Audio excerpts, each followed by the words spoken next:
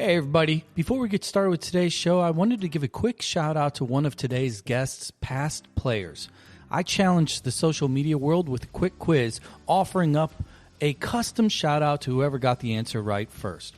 The question was, who's nicknamed Bob the Builder? And at this point, you know who it is because you're listening to the episode. But Craig Corbett was the first to get it right. Craig specifically wanted me to give his two Griffin sons a little on-air love. So here's to you, Will and Jack. Good luck at Vianney this year. Now, off to the show we go.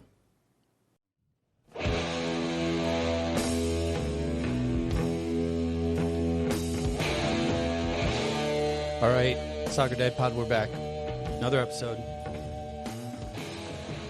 Coming in hot with a little Prince of Darkness. Everybody knows the man. Everybody knows it. Actually, probably most people know him from his reality TV show at this point, more than they do his actual rock and roll prowess. We are recording on the 23rd of July, nice and balmy July 23rd here in St. Louis.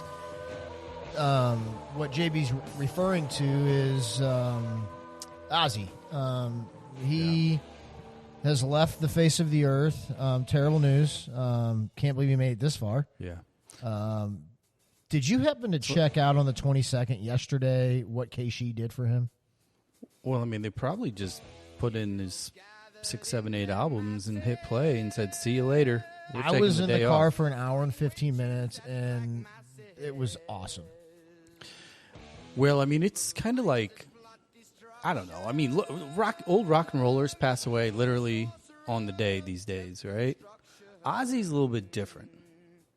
He's one of those guys that he's a cultural phenomenon above and beyond the rock and roll. Because at the time, look, Black Sabbath was huge, no doubt about it. But there were much bigger bands, right? Bigger hits, more number ones, etc. But he was just like this. I don't know. Just he was this. He was this pop culture icon awesome. Before what today's pop culture icons even are. Like, I mean, we're a St. Louis podcast, and that mugshot from the Memphis, Tennessee Police Department. What's he wearing? I mean, I feel like he's one of our own. In the blues jersey. Oh, golly. Soccer Dad Pod, we're here. We got another episode today. We are going to be bringing on here shortly one of the true legends of college soccer coaching, from the college soccer coaching ranks. Extremely loved and respected, not only by his players, but his peers. We know this because, every now and then people are like, well, who's coming up next? What's going on? And when we mention this name, they're like, hell yeah. I just, one of our closest friends of the show, and a guy that we've grown really, really close with and have been close with for a long time. Mr. Dan Donegan absolutely cannot say a bad word about this guy. Absolutely loves this gentleman. You're reading your dash, so you guys know, and we don't have to keep it a secret. But a lot of people, they call him Bob the Builder. And the reason they call him Bob the Builder is we'll get into the show and listen after we spew our points here. But what a phenomenal guy. What a class act. I can't wait to talk shop with this gentleman today. Well, a couple housekeeping notes real quick. If you're listening and you would like to view us, because we are kind of, we got dad bods. We got a little bit of that salt and pepper going on. You got a little more salt and pepper. Go over to YouTube, check it out, or go on Spotify. You can just hit the Spotify and turn your phone sideways. Boom, there's going to be a video, us in our prime. There's that. And then just a quick reminder on the previous episode, last episode, we had one of STL's own, kind of the next gen. We like to let the pendulum swing, the legends to the OGs to the newbies. Well, we had one of those kind of right in the middle, still playing, but Chad Vandergriff, Chaminade Boy, Gallagher Boy, played under Tommy Howe. Mm-hmm. He's been a pro now for 13 plus years. He's over in Kansas City, which we discussed that. I was respectful, but we broke it down. There's a Kansas City Comets jersey in the Primate House right now. I know, that's his. I know. It was a gift. It was, Did you change the oil in it today? No. Just kidding, Jay. Good. Yeah, there we go. Thanks for the gift. Yeah, so anyway, there's that one. Go back, check it out. And also, just a quick reminder for those of you listening that are here in the market, August 7th. And if you're listening past that date, sorry, we'll have more. College Pathway Live out at Worldwide Tech Soccer Park in Fenton, 6 to 8 p.m. in the ballroom. Go over to our Facebook page, check out the event, click RSVP because it is it's filling up. So I'm apparently there are parents curious about how they're going to get their little Johnny and Jamies to college or get a little money in college if they still want to play the game we all love. So go check it out. Points of the day. A lot of news, a lot of soccer news going on, a lot of other news. What do you got today? Yeah, I'll do the flywheel point one of the day, and I'm going to kind of have just a little statement and get your brief opinion, and I'll break it down with the point. Names: Sorber, Ralston, Patel, Slavinsky, Twellman, Noonan, Brad Davis. Now, what I will say is keep those names handy on the tip of your tongue. And I'm missing others, so I apologize to those that I'm missing. But let me say this. What's your first reaction when I say those names? Well, I mean, for me, those are they're Mount Rushmore names. We need more than 4. Okay, so here's what I'm getting at. So those names, I think all of our listeners would agree, and I played with or against most of those names. All of those guys had developed at a different clip, but there's not one person that could look themselves in the mirror and didn't say every one of those players were special. And here's where I go into my point. The MLS Next All-Star game was just played, and we had one of our own, our close family friend, kid that's played on our teams for 7, 8+ years, Lorenzo Cornelius from our city program here, originally Gallagher, City 2 now. He showed out. Did you see the clip that's all over social media? Yeah, he's that kid up. that he set down on the field before he set that goal up.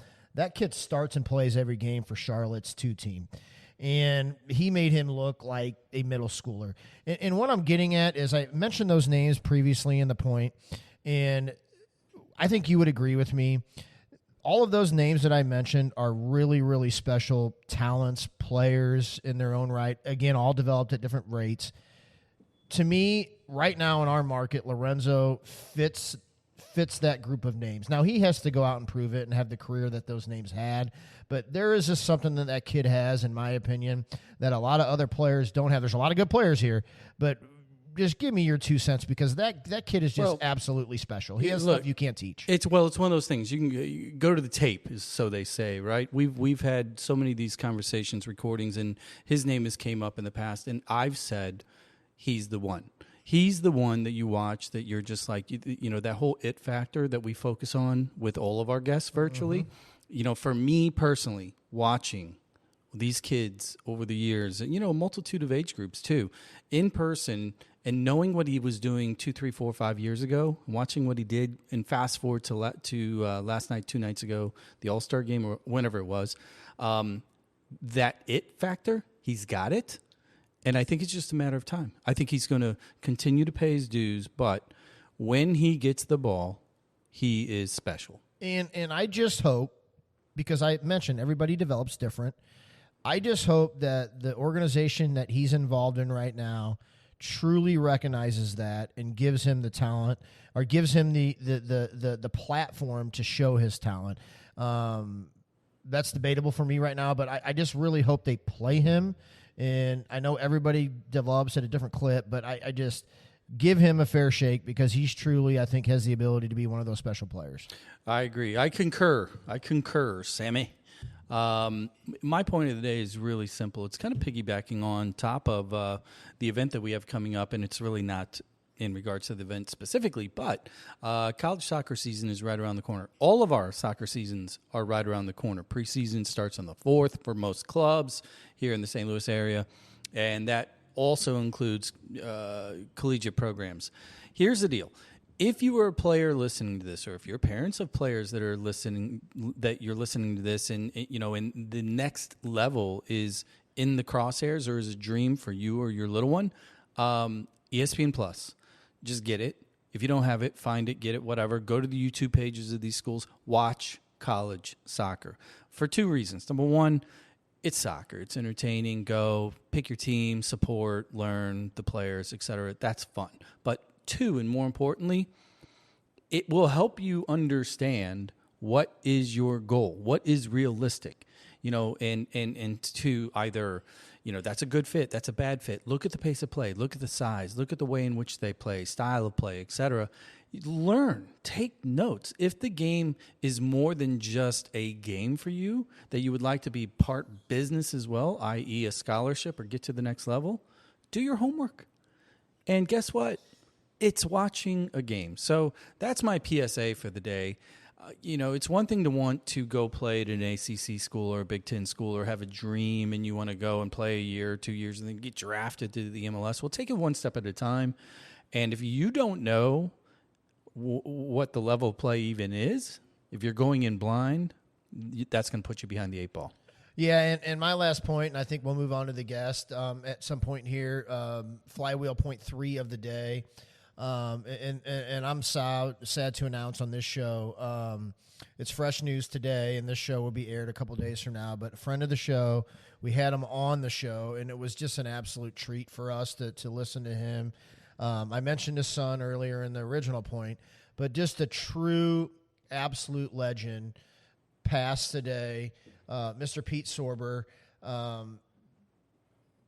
I'm almost speechless because of what he means to our game here and how many lives he's touched. I mean, 10 national championships at the JUCO level, countless impressions throughout our area with different players and coaches.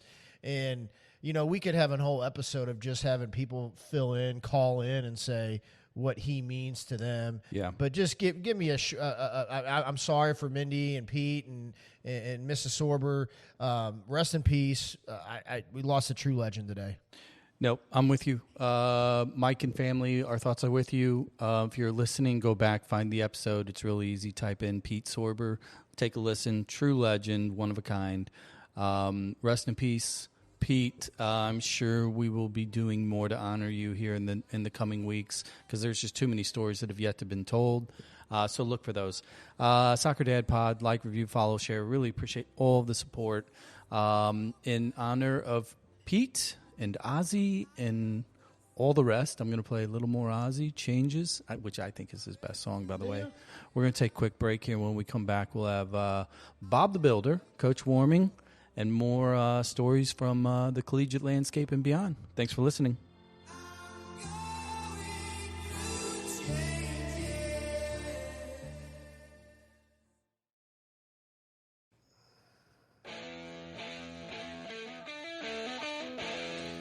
All right, we're back. Soccer Dad Pod. More Ozzy. Took a little breather. Yeah, Yeah. Prince of Darkness, baby. Rest in peace. I was going to say when we were exiting, and I didn't feel like it was appropriate because we just need to let the music play. Yeah. You said Changes is your favorite. I think Mama, I'm Coming Home is my favorite. Why am I not surprised? I just love that song. Well, I mean, look, you're a couple years younger than me, so I can see that because the MTV days at that point, that was the hit. Okay. That was the one. Yeah. See, I grew up in a panel wagon van. My dad was in trucking industry, burning him in the front seat, telling us to just be quiet. Yeah. He was a Black Sabbath guy. There you go. Anyway, so we are back rolling in again, yes, with Prince of Darkness. Rest in peace, Ozzy.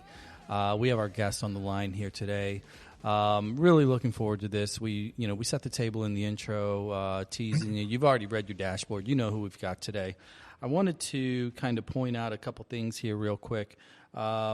Sent me notes. I love, you got a real guest whenever the guest sends you, hey, here's a little, resume profile, because most of our guests are kind of like dipshits like us. Is that a polite way of putting it? In a good way. They're quality. Yeah. Quality. They're friends of ours. But anyway, this guy, I'm just going to read the top 2 highlights here. Coach Warming is the only NCAA Division I coach to win NCAA tournament games with 4 different schools.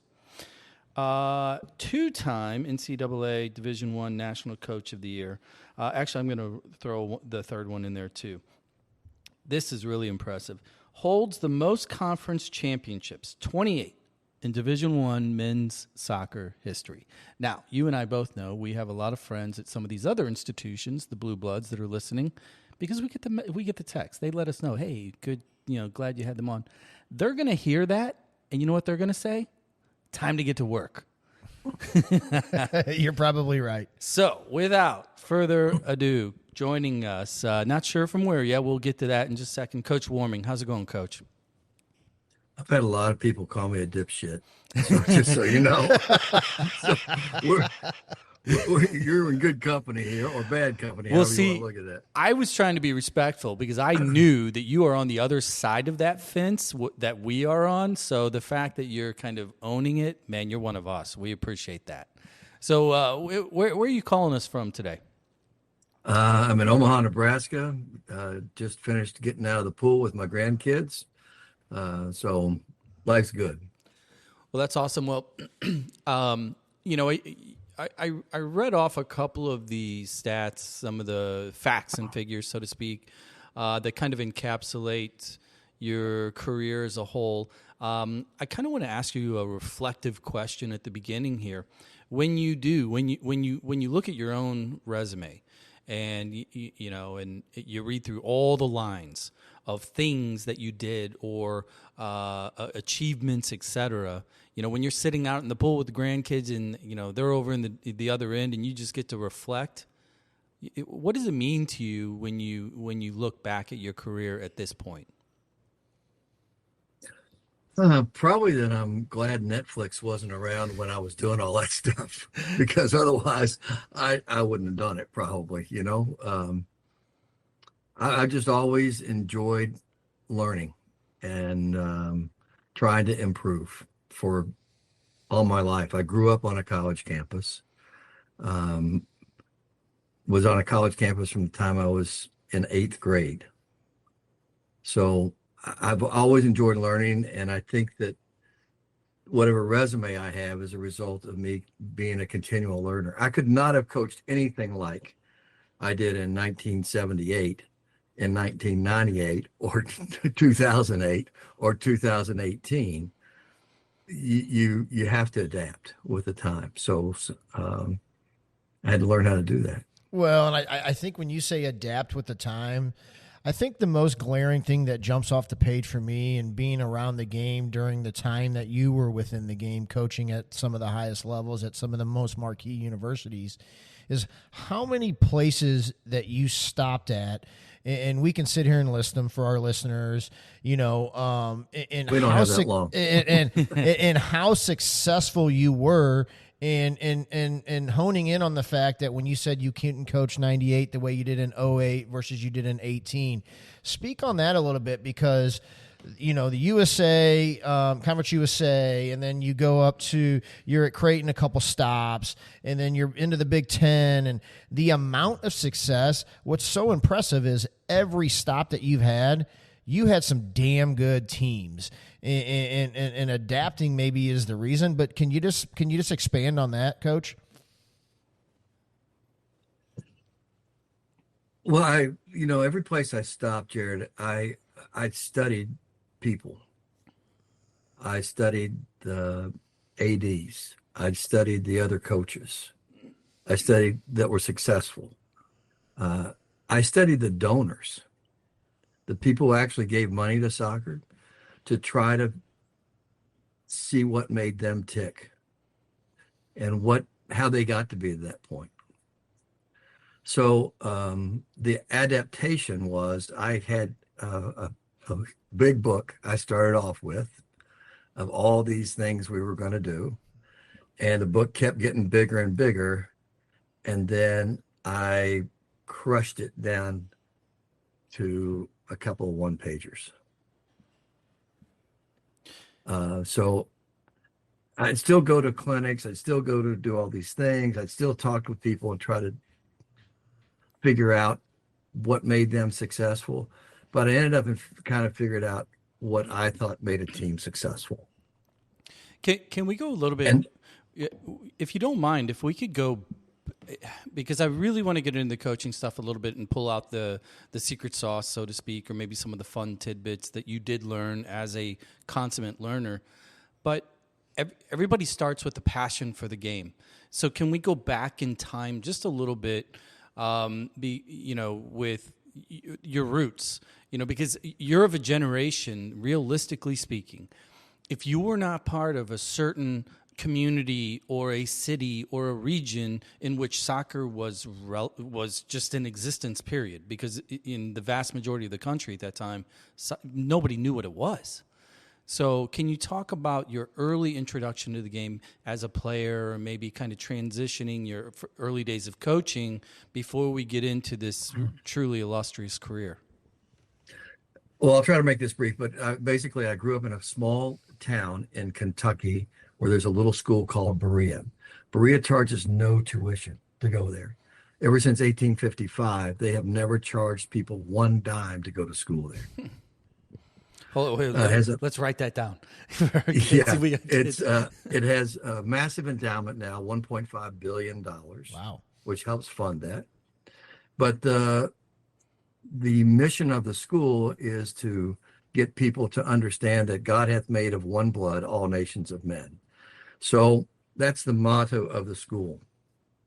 So back in my era, in the 60s and 70s, 60s growing up on the college campus, as a high school and junior high kid. And the 70s, the president of the school said, well, we can't live up to this motto without bringing in people from other countries. So they went to Africa, to different countries. And at that time, as you probably know, no Africans were playing in any of the top leagues in Europe. None. Right. They didn't want blacks there. So these guys would go in there and say, we are looking for the leaders in your country to come over and educate them, and so that they can come back and help your country. And guess who the leaders were? Yep. Captains of youth soccer teams, captains of national teams. We had all these guys that landed and didn't go home in the summer.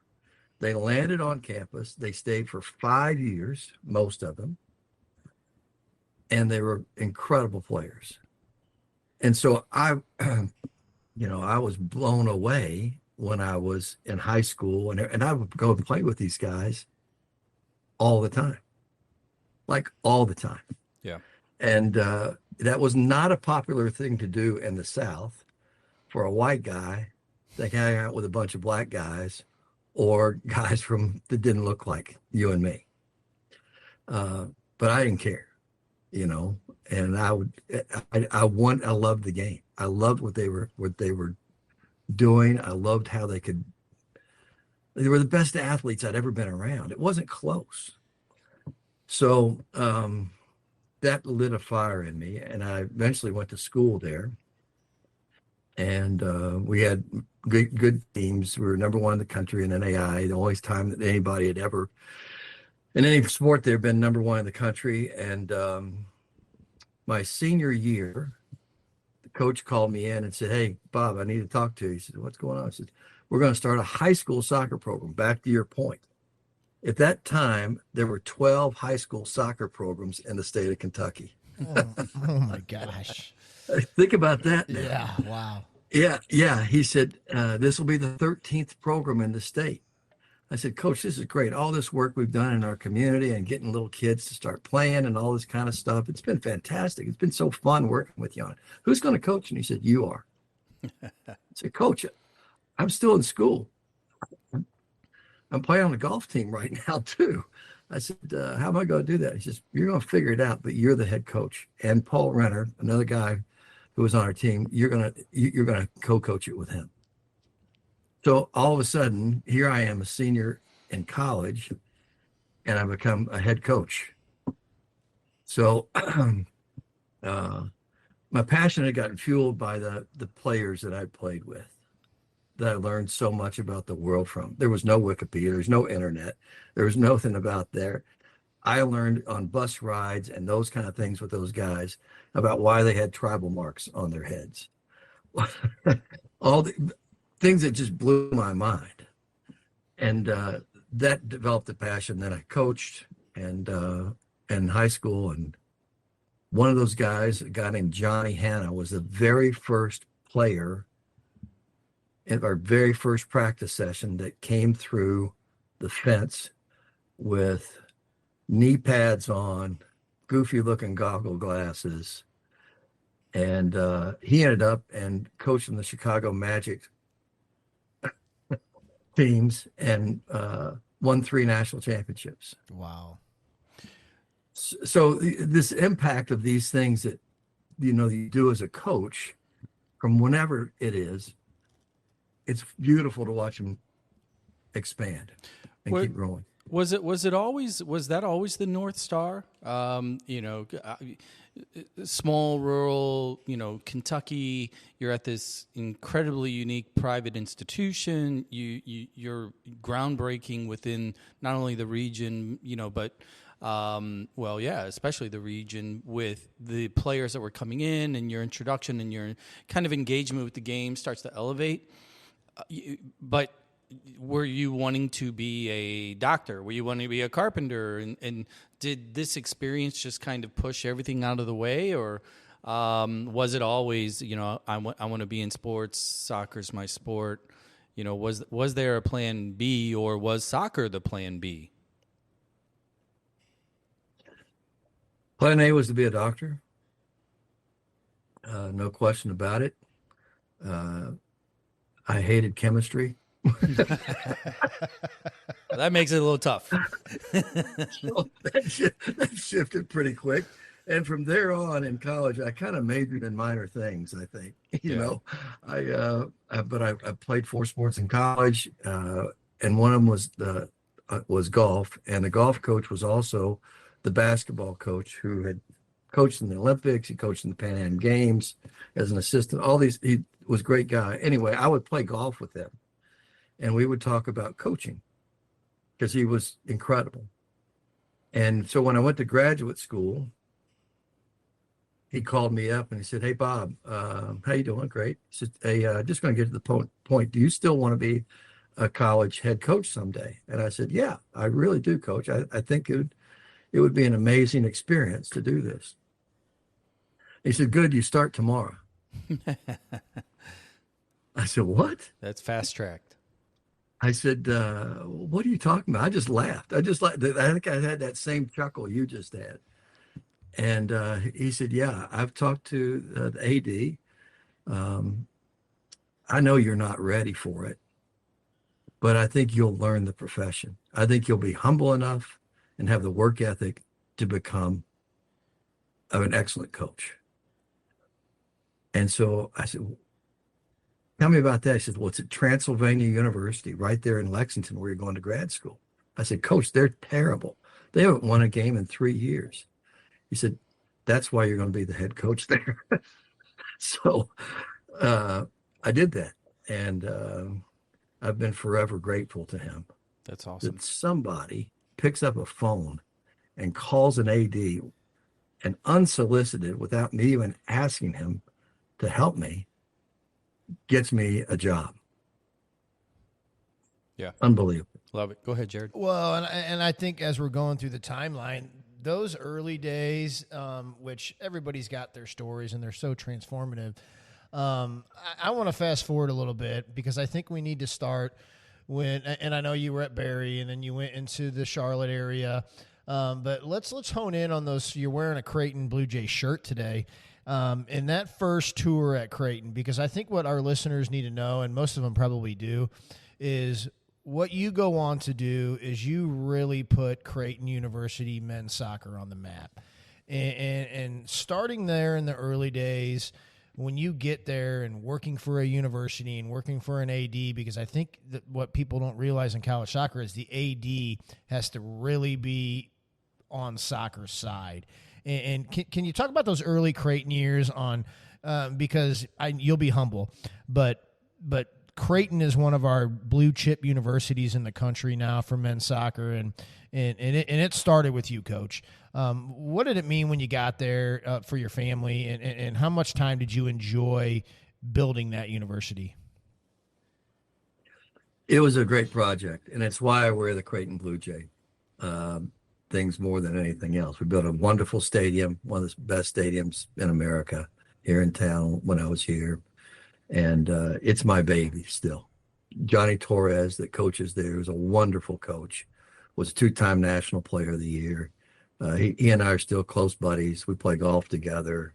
I mean, I'm all in with Creighton, even though I coached some fantastic other places. Penn State, unbelievable.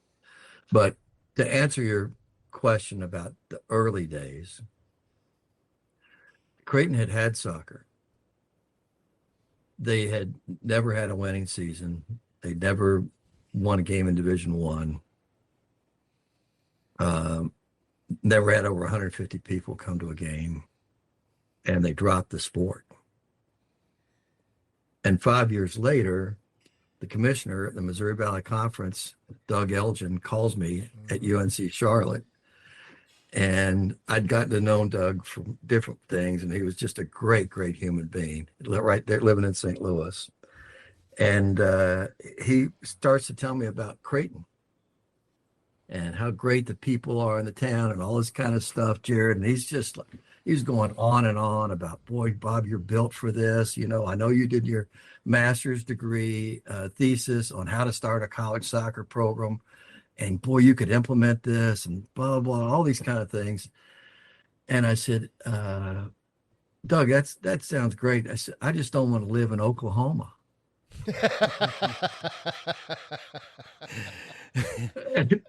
and he said, well, unless you want a long commute, you won't have to. I said, what do you mean? He said, in Omaha, in Oklahoma? He says, no, it's in Nebraska. Oh, okay. Well, all right. Well, tell me a little more. So anyway, like I was geographically impaired beyond measure. I had grown up in the South. I didn't know beans about any place else. So I ended up, we take the job, and they had no practice facility, had no place to play, had nothing there. And so it was an opportunity to literally do what my master's thesis had been on, how to build a soccer program from scratch. Mm-hmm. And boy, that was fun. It was a challenge. I'd say you built it. I think you accomplished what you were setting out to do. Well, like this is my generation, right? I graduated. You know, we briefly talked via chat or text. You know, I graduated high school in '93 from Granite City. Coach Baker was my coach. You know, greatest. You know, and at the time, Soccer America was the only publication in America, you know, covering the game, not only European, but obviously the national team. And there was always a big section for the collegiate game. And, you know, we're talking about a time in which, look, this is the Yeagley's. Coach Yeagley was just tearing it up. You know, everybody knew that. And SLU was in the middle of, you know, power generations. I mean, it's still great players, you know, because at that time, you players like Shane Battelle and, you know, Brian McBride. Forgot about him. He wasn't bad. I got a bride story for you. whenever you get done. Well, we'll come back to SLU here in just a little bit. But here's where I'm going with this. You go up to Creighton. Well, first off, once you found it on a map and the U-Haul took you to the right city, you start putting this program together. I wouldn't call it a golden age of soccer in America, but soccer was growing at a pace that I don't think many people really expected, because you had the 1990 World Cup, which really, from a television perspective, it blew up. Italy. You know, that was the first time that you could really consume a lot of games. And then during those years, we also knew in '94 we would be hosting. That's right. So there's, you know, clubs are getting bigger. You know, travel soccer's growing. Sponsorship dollars. Everything is growing. Right. So you walk into this perfect storm. Agree. And here's my question. Omaha, Nebraska, even at that time, that's not a soccer hotbed, with all due respect to the state of Nebraska. But no. you somehow, like, what did you do? Like, you wrote your thesis on how to build a soccer program. Well, it requires players. Well, there's not a lot of players out in Lincoln. So right out of the gate, What was your player strategy, during this time to get the program off the ground? So let me tell you where we were in Omaha. So I go out to this big city park, and all these teams are playing. And kids have numbers on their jerseys, 98, 65, 43, 58. And I'm like, this is crazy. They've got something organized. So, there's must be something within the club, the way they're doing it. And so I go to one of the coaches and said, how'd you guys come up with this numbering system within your club? He said, oh, the players did it. Oh, they thought this up? I said, yeah. They picked their favorite Nebraska football player, and that's whose jersey they wear. The Cornhuskers. Yeah. The Cornhuskers. Yeah. So that's where the soccer culture was at that time. Yeah. So to build the program, you need players who understand it. So the very first phone call I got on August 1st, 1989, was from a player that I thought was going to be incredible, and I would have ruined U.S. soccer forever if I'd have gotten him. The very first phone call I get when I'm in the office, the very first one is from Brian McBride. Wow. Yeah, he's not bad. So Bake called, and Bake was his nickname. Bake calls and says, hey, Bob, I'm coming to Omaha. My uncle owns the Penthouse Lounge, blah, blah, all this kind of stuff. I got some family there. I'd really like to help you start the program at Creighton. This is my first phone call.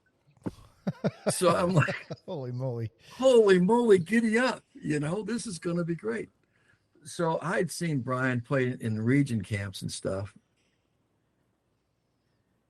And this is no joke. I would have ruined U.S. soccer because in a region camp where he stood out was playing sweeper. Yeah. Everybody was playing with a couple of marking guys and a sweeper. His distribution was unbelievable. His heading ability, come on. Yeah. But he couldn't hardly outrun me back then, And so if I'd have got him, that's what would happen. So thank God he ended up and went to SLU. That's amazing. Well, one of the early guys you did get was the Defini kid. I mean, how important was he to land at Creighton? Because that guy was a freaking ace, if I remember right. Yeah. So I kind of thought I was going to get Keith.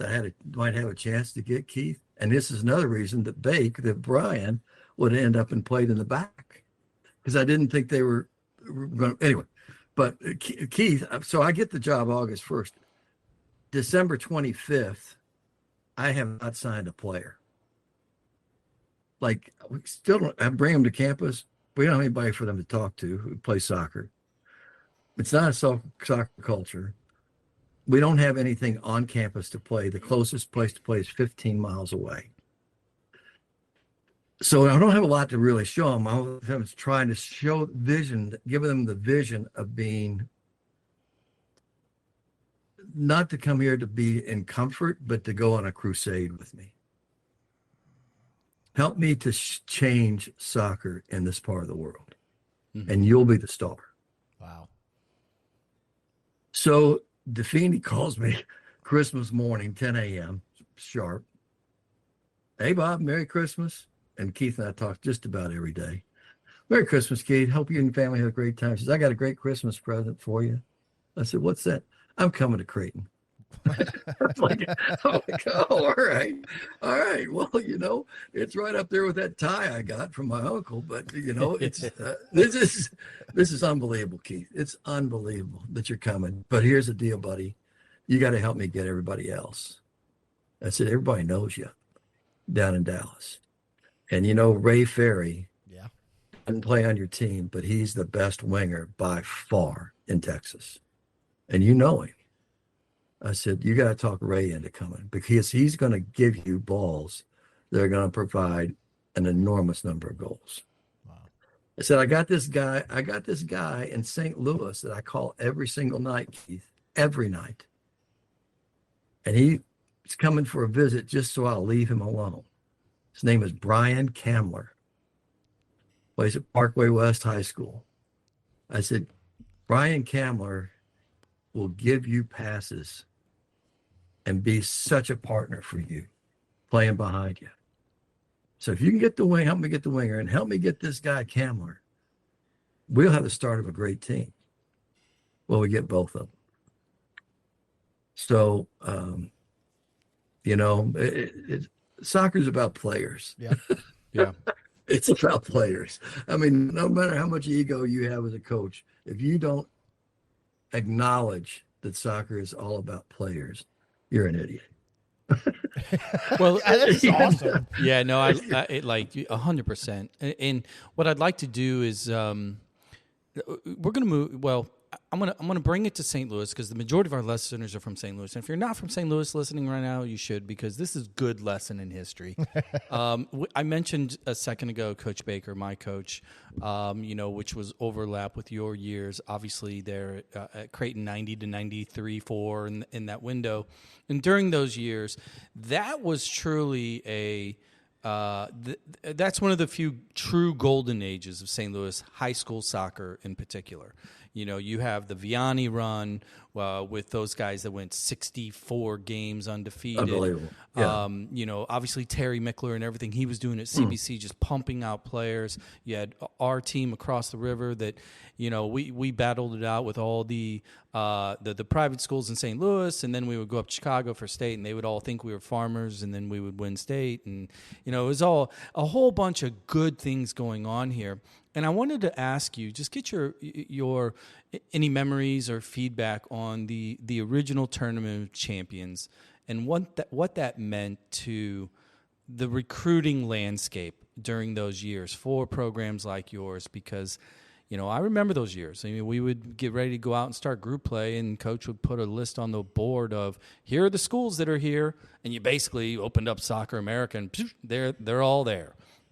Can you take a second and talk about the St. Louis marketplace in general during those years when you would come down, what the tournament meant, really just from a recruiting standpoint? I always had these goals recruiting players, that I wanted to recruit players that were better than me. I mean, I was a good athlete, and I right out of college, Cincinnati Comets wanted me to come play for all this kind of stuff. I would go and watch some of those games in that time, and I'd go, all these guys are better than me. All the top guys, they're better. These teams are great. The organization of them is so good. It's just unlike what I'm seeing anyplace else. And the commitment of the players, like there was some wars, Yeah. Guys got after it. And I loved going. I'll tell you what, and I was one of those guys who still valued talking to high school coaches rather than the club coach. I wanted to know, how does that kid treat teachers in your school? Yeah.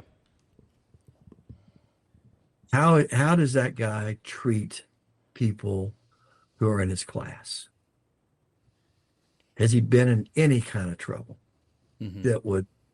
You're not going to find that out from the club coach a lot of times. Yeah. So I valued that era for that aspect, because it was good players and you could find out details about them. You can go talk to the guidance counselor about them. Yeah, a lot different these days. Now you got to go to their Instagram account and see if you can slide into their DMs and see what's going on. Or talk to their agent. Yeah, no kidding. Talk to their agent. So we'll just bump the timeline a little bit. Keep it here in the St. Louis Metro. You jump into, you make a transition over to SLU in roughly 97. We all know the college soccer landscape can be transient in a good way for a number of individuals. You seem to have benefited from a lot of these moves. Can you talk a little bit about how and why SLU ended up becoming a destination for you, and what it meant to you to be able to take the reign and be the head coach at 10 stars on the chest? That's a pretty big deal. What did it mean to you to transfer over to SLU? I mean, it's a special place.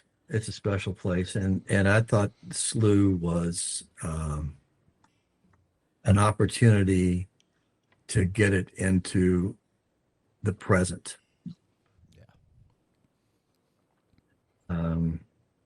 Sometimes when things are so good in the past, and we all tend to kind of romanticize things from the past a little bit, it can be difficult to move on and look to the future. Mm-hmm. Yeah. And I really thought, and I told this to people when I interviewed for the job, that if I came, we needed to make a lot of changes at SLU. We needed to come back on campus. We needed a place to practice. I was mowing when I got there. I mowed the lines at Forest Park as our place to practice. And the reason we ended up and got a place on campus to practice and eventually to play as well is because we had a little patch of grass on campus. Wasn't very much grass on the campus at the time. And I would take our guys out there on the muddiest of days and have them play 3-on-3s and 4-on-4s until we destroyed all the grass. Tear it up. Father Biondi, who was the president at the time, liked to have really nice looking grass. And I think eventually he got fed up and he didn't know who was doing it. And so he waited around and found out that I was the one that was doing it with our players. And he calls me up, warming, "You trying to get fired?" I said, "Hey, Father, how you doing?" That was how he opened it up. I said, "You're tearing up my grass." I said, "Yeah, because you won't give us a place to train." And he said, "You got Forest Park." I said, "Father, it's not good enough." And I tell you what else is happening. I am working these guys to a point of exhaustion, some training sessions. I mean, they're absolutely exhausted. And you know what we're telling them to do? Hop in your car and hurry to get back to the cafeteria to eat. Before they close. Yeah. I said, "Father, they're exhausted. People make bad decisions when they're exhausted." I said, "If there's a wreck, you know what I'm going to tell them? It's SLU's fault." The next year, we got a new practice facility started. Wonderful. And we got a grass field on campus. And that was a great joy for me because I think that transformed the program. Well, and this is the perfect time to mention this because I think most of our listeners that are true soccer guys know. For some of you that don't, we talk many times on this game. We've talked to pro guys, international guys. America, and Bob, you've seen the game transform in the timeline that we're speaking about it, from where it started and where it is now.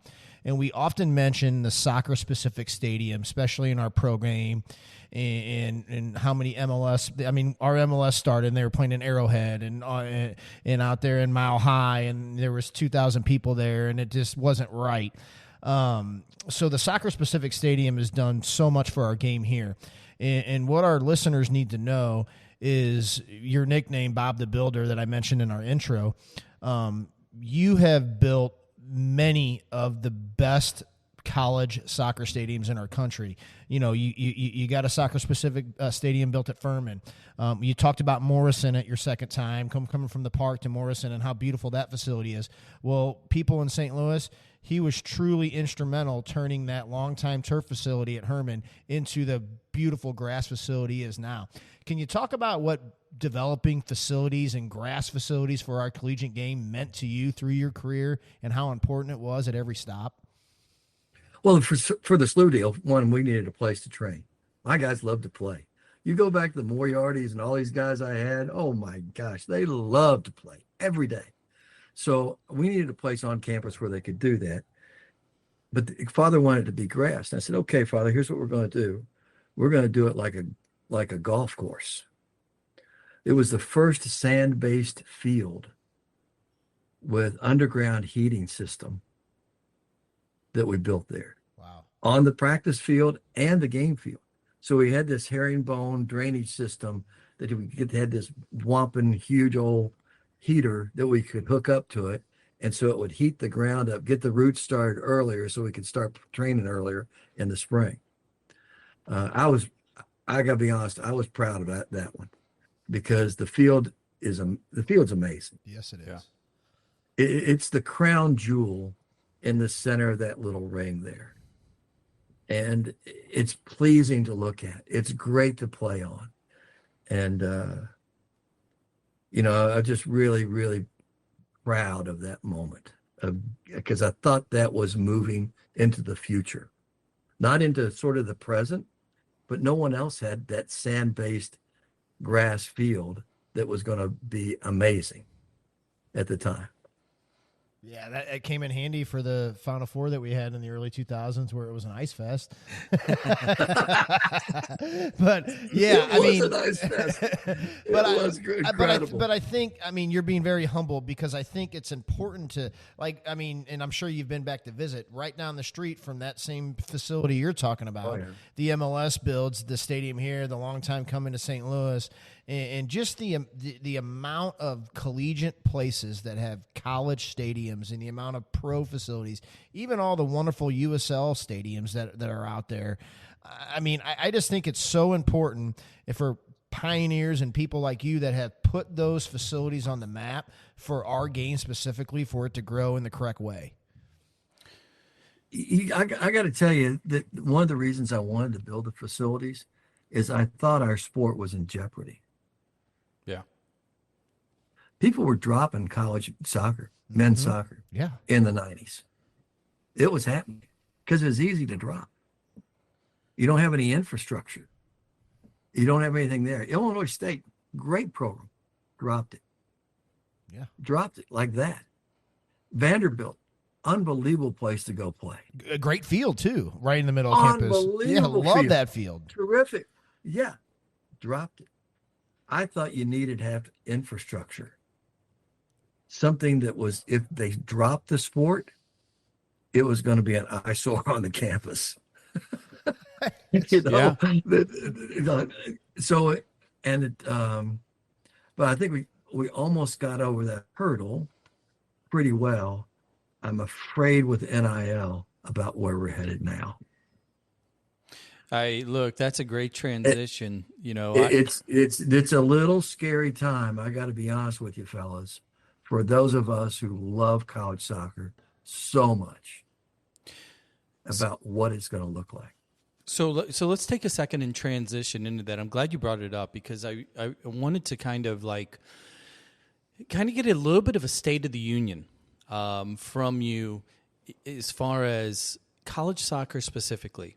Because as I mentioned earlier, that golden age, that renaissance that was the early 90s coming out of, the 90 World Cup popularity leading into 94 World Cup, and college soccer's growing in a lot of places. In spite of it being dropped from certain universities, the popularity is still, it's on the up, and that's being fueled by youth soccer is still the fastest growing youth sport in America, above baseball, above basketball, above football.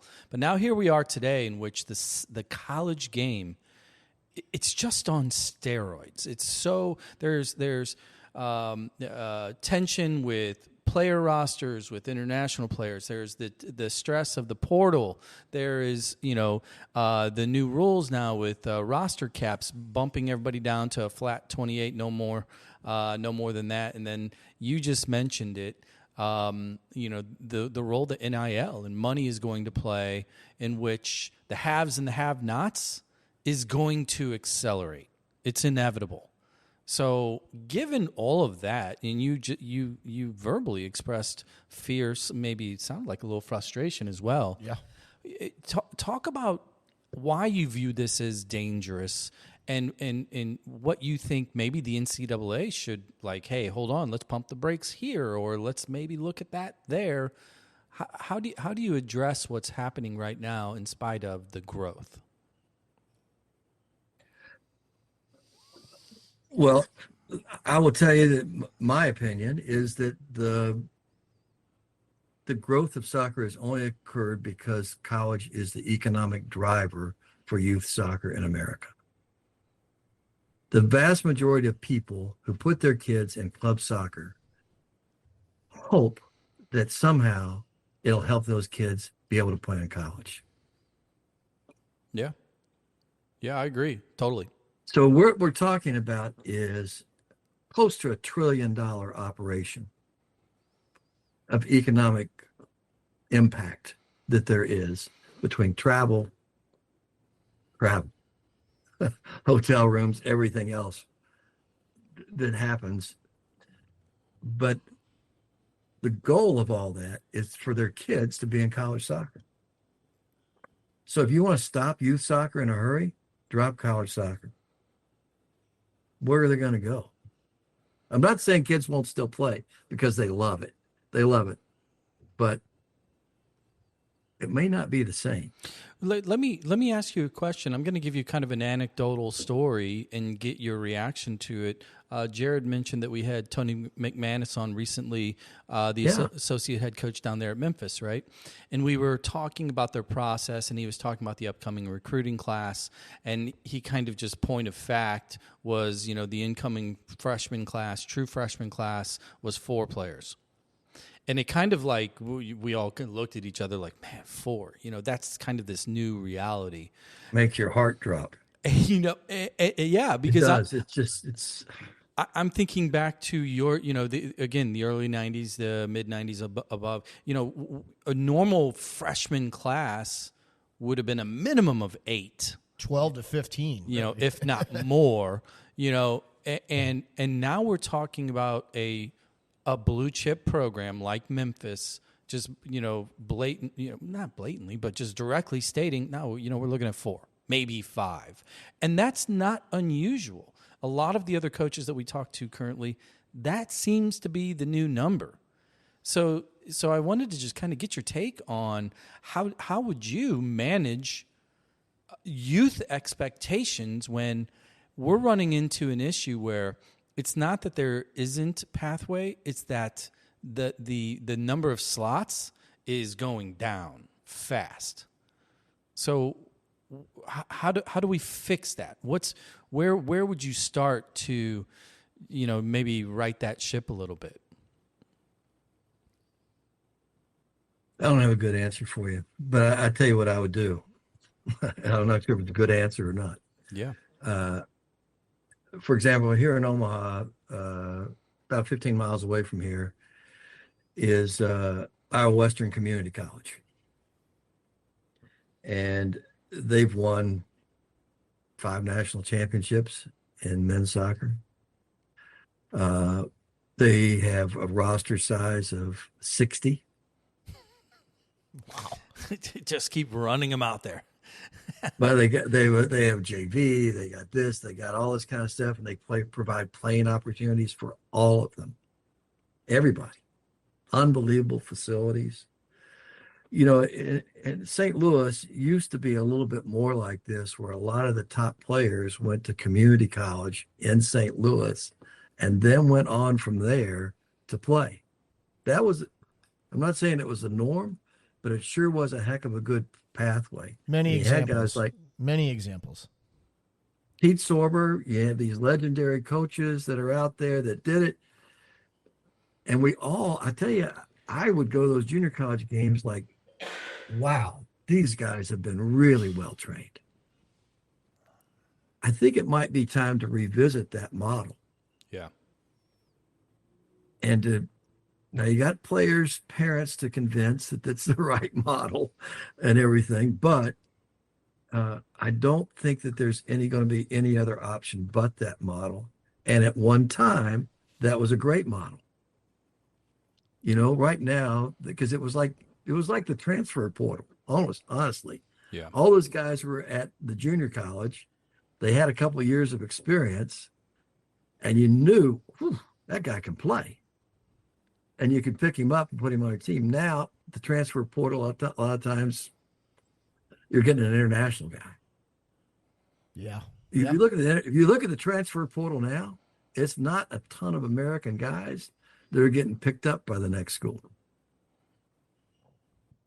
So I think we need I'm not saying it's the best solution. I don't think it'll work for everybody, but St. Louis in that area, it could work. And I think there's enough people within our game within St. Louis that have the pedigree to actually coach at those said universities, like the example you gave. Because I would bet the place that has 60 players and 5 national championships and JV squads and 1 and 2 squads and everybody plays, they probably know what they're doing. So they have a high pedigree of knowing the game, teaching the game correctly. So if you're coaching at the Omaha like Mimsy or you were or whoever, or Creighton, they're viable options for you folks. Yeah, so I think we're not going to change the NCAA rule. No, we have no power. This is one of the reasons I wanted to build stadiums. I wanted programs to be income sources for athletic departments. I desperately wanted all my colleagues to do it. I worked with Lynn Burling Manuel, who was the editor for Soccer America. We compiled a 3-ring binder this big about how to market college soccer. We distributed it for free to every college coach and assistant coach in the country. And most of those just collected dust. Yeah, I mean that's guys didn't do anything, and I don't want to be too Debbie Downer on your show. I'm just telling you, we missed an opportunity when this period that you were talking about, when there was this heightened awareness of soccer in the country in '94 and on. Crazy opportunity. You're right, and you mentioned coaches and sending manuals out, and we've talked about some of the sister the programs right there in Omaha, and I know you had the Omaha program going, but I have to ask you this question because we've asked it to other coaches and longtime coaches that we've had on the show. What does it mean to you specifically? Because you've coached with and for a lot of people, and you had given the story before you went to Transylvania that it was a guy affiliated with the sporting program that says you're going to be the coach. What does it mean to you to have, like Johnny, you had mentioned Johnny Torres, or Jason Mims, who you coached here? What does it mean that those guys are now running programs and organizations and coaching, and they were within your tree? That's got to be a whole hell of a lot of pride, correct, Coach? Well, I know they're all kind of nuts, all those guys you mentioned. So, but they're nuts in my kind of way. You got to be a little crazy to do this job. Yeah. And I'm fortunate that I got a dozen of them that have become Division I head coaches. Wow. But they're all crazy. Every one of them. And there's a lot easier way to make a living. And that's what I love about it. And I think that's what they love about it. They love the grind. They love the challenge. They love the effort that's needed to be successful. Not just to have the job, to be successful in the job. So I'm really proud of all those guys. So let me, my favorite go-to, I'm going to just throw it out there. When you're recruiting, when you're looking for players, back in the day, you're traveling around, you're going down to Dallas, you're coming down to St. Louis to the tournament, you're all over the board. But you're looking for a particular player. Can you describe or maybe talk about that it factor that, whether you're going in blind and the two teams are supposed to be good teams, there's 22 players on the field, you don't have any numbers written down, but the game starts and all of a sudden a kid pops out. How would you describe that it? What was it that you would look for in a player that, could potentially be special and or a fit for your program? It takes more than that. It takes more than watching if a kid can play or not. A lot of kids can play. Mm-hmm. If you want to have a great team, you got to have the right kind of person. And I've made some mistakes. Don't get me wrong. I've made some big mistakes with some guys. But you got to have the right kind of person. And you got to have people that will follow the 4 core beliefs that I have about people in a program. The number one thing is positive attitude. So that could be a red flag if I see a guy that doesn't have a positive attitude. And a positive attitude doesn't mean that you're like butterflies and stuff all the time and everything's wonderful. It means that they have a positive attitude. They see a problem, they try to solve it. They're a player on the field that sees an issue and figures it out. That's a positive mindset. Oh, we're in trouble. We're down 1-0. Our team's down 2-0. Who's still got something? Yep. Right? Who's still got something? So this attitude, this mindset. And conversely, a person with a negative attitude, there's all these great studies out there that show that people with negative attitude have a bigger impact on everybody else around them than someone with a positive attitude. It takes 4 times the number of positive attitudes to begin to equal out to one negative attitude. So you can't, if a kid's negative all the time, it's going to be hard for him to change. And I've had that conversations, guys, I really like the way they play a little bit, but I had those conversations early on about, look, if you come here, you have to change your attitude. And if you can't change your attitude, you're going to be gone. So you got to have somebody with a positive attitude. You got to have a guy who competes in every single thing they do. Yeah. What does that mean? He competes as a defender? Great. Fantastic. Competes as an attacker? Way better. Because a guy who is just relentless in attacking and just wants to always win the battle. Always. In everything they do. Everything. I watch teams train. I go watch teams train. I watch the guy does sprint work or does something else. Watch that guy. How competitive is he? He doesn't want to lose at anything. Yeah. So positive attitude, competing, everything to do, unrivaled work ethic. Defini, this kid you're talking about, I've never had a forward that pressed backs harder than that guy at the right time. He terrorized people and wanted to do it. He's leading the country in scoring, and he's still terrorizing backs. Wow. You know, this is a work ethic, and that carries over into everything with the team. That's contagious. And then, yeah. Huh? That's contagious. It's contagious. I mean, that work Look, ethic. positive attitudes are wildly contagious. Yeah. If you smile, Yeah. I smile. Yeah. When you smile, I smile. This is something that humans do. You know, so you got people, the Big Ten Network, they call me Smiling Bob Warming. That's Dean Linke. And they asked me, why do you do that? Like, I see bad moments in the game and you smile. I said, you know what? Because it's another problem I get a chance to solve in practice. I know how to do that. What's four? I'm on the edge of my seat. What's number 4? All right. So the number 4 is, and this goes back to building our sport, because I still think we need to be building our sport. You have to have people that will do what the common man won't do to make themselves, their teammates, and their community better. Their community better. And the community for us, fellas, is soccer. You got to want to be that guy who wants to make everything around you better. And if you don't, you can't be part of my team. Because we've not stopped the missionary phase as far as I'm concerned. Some guys have, and that's a problem. But we still need to be missionaries for our sport. We're still a pimple on an elephant's butt in terms of the size that we could be in this country. I mean, a pimple on an elephant's butt. We can be so much better. We can be so much bigger. We can be so much stronger, so much more connected than what we are. All those things are things that I'm looking for this next generation of people doing. Wow.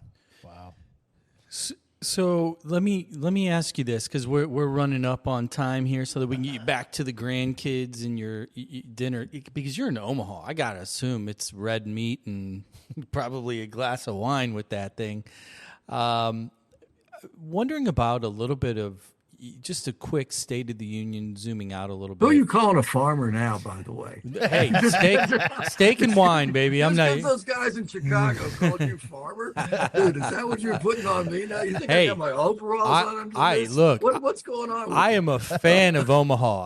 I like what the okay. Now I it like comes what the out. Oracle You has like done up farmers. there. Okay. You know, I'm a big right. Buffett fan. I'm a big buffet fan. Yeah, by the there way. you go. Yeah, it serves both purposes here. right. But looking at the bigger picture and kind of U.S. soccer, I want to zoom out a little bit and just kind of get your take here before we roll out a little. National team seems to be, I would put it politely, they got some issues. We got some player issues. We got some culture issues. And, youth, I'm going back to the other end of the spectrum. Youth soccer, everybody's complaining about pay to play, and it's too big of a business and not enough good coaches. And then there's everything in the middle. We've been focusing on the college game. You mentioned NIL. We talked about portal. We talked about good fit, bad fit, all this other stuff. And I want to kind of squeeze this all into, this is a generational experiment that we've been putting out there, trying to make America a relevant soccer nation. Theoretically and on paper, we've got the best players we've ever had. The Pulisic's of the world, just everybody that's thriving in Europe, which was always the goal, right? For our best players, started with one, then we had two in the 80s, then we had like five and more in the 90s, and it kept on growing. And now we're at hundreds of Americans are playing in Europe, in the Premier League, in La Liga, all over. So on paper, it seems like it's working, but it doesn't feel like it's working. As just a fan, how would you grade U.S. soccer given all the pipeline that's been feeding it?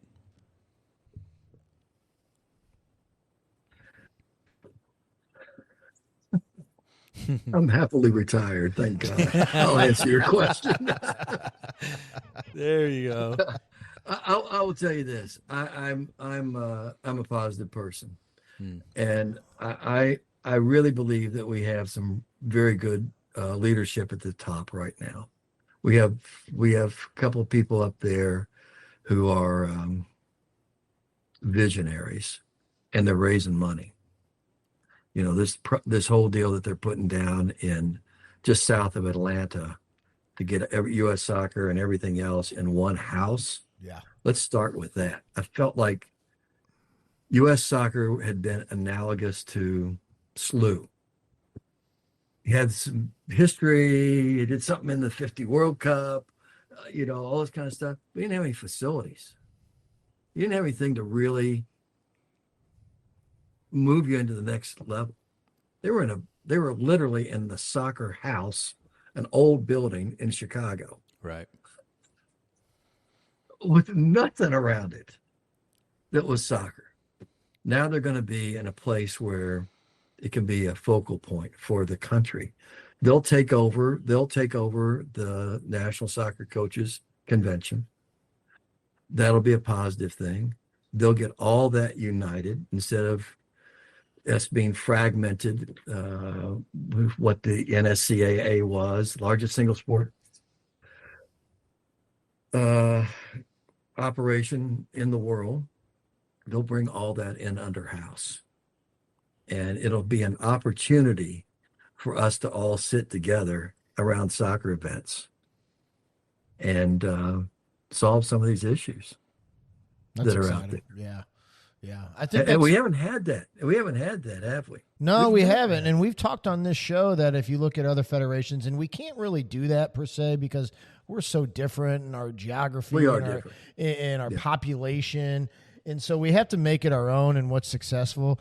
But we talked about like the federation making it a linear path. And what you're speaking on sure does make a whole hell of a lot of sense, where we have a home and then they're going to put it all in house. And then to me, where your MLS Next, your USYS, your ECNL, your NCAA, your MLS academies, all these things, it needs to be all directed into that facility in Atlanta.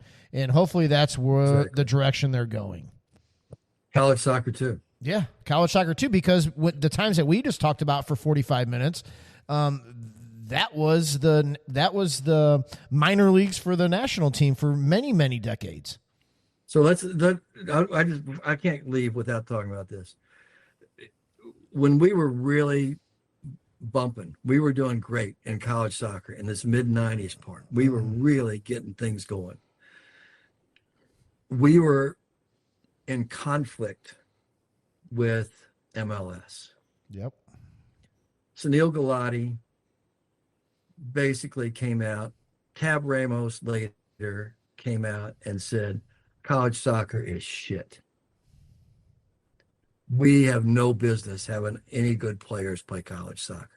Meanwhile, that's offensive. Their league is all college players. Yeah. Right. Yeah. So, and we were at odds with them for a long time. For the first time at this last convention in January, the president now of U.S. Soccer said, we're going to help fund college soccer. That's exciting. And that's really exciting. Yeah. And the head coach for the women's team's on board with it. She wants to have it happen on the women's side and have a little bit more meaningful games in the spring and to have the championship in Atlanta. It just seems like an absolute no-brainer. Yeah. Because otherwise, these MLS clubs who are already bleeding money, let's just be honest about it, for them to continue to develop the players, it's going to take a lot of cash. So why don't you roll in partners that are actually pretty good at developing players? And guess what? Now it's on their payroll. Just play nice. We have infrastructure now in top programs in the country that's unbelievable, and it's better than the majority of pro teams in the world. Yes, exactly. I mean, just this a couple of summers ago or a summer ago, we had some teams over here for the Gold Cup. I think a national team was housed at SLU, and after they built that brand new Jamaica was housed there. They practiced there, and there were some of the Jamaicans that were on EPL teams on that team. And they said that SLU facility, that locker room, that field, that just in general facility was nicer than the majority of the EPL facilities. I mean, think about that. Think about that, brother. Yeah. And you know what? And this is the thing that U.S. Soccer for 25 years said, it's not worth anything. Oh my gosh! Hey, can we? And you're still smiling. And you're still smiling. Our listeners can't see it. I confront. We had a whole bunch of us get together with U.S. Soccer several times, and I was a liaison guy to the MLS for college soccer and all. But we got with them, and I just said, fellas, we're on the same sport. We're on this together. Let us help you. But you've got to help us. Yep. You've got to stop this rhetoric that you're doing. You can't afford to train youth players right now. You can't afford it. Yeah. Let us help you. Yeah. Let us help you. Well but said. let's restructure it. So I'm optimistic that bottom line is a lot to talk, but I'm optimistic that we've got a home for the first time ever in the country. That's positive. They can bring everybody together, and every one of these alphabet leagues that's out there can all be filtered in through that facility, and we can actually start doing things for the good of the game and for its future. And we have fought like hell against each other. That's kept us from doing that. This is the way. I feel like this is like from a Yoda saying, right? It's just so obvious. Like, you make it vertical and everybody play nice. I hope he comes out of retirement and works at said facility and has an actual voice, because it makes a whole hell of a lot of sense. Coach, I want to. I was fortunate to play your teams at two of your stops, and they were class acts. I had many friends that played on both. Your footprint on the game is just really exciting, and this was a true treat for me to get to talk to you about everything that we talked about, and just good luck to you and your family. Thank you, brother. I appreciate it, man. My favorite thing in college soccer is the players. Yeah, nice. Yeah, it's not just about the players I coached. It's the players I saw play. Nice. Yeah, and This guy, 4-time Missouri Valley Conference guy.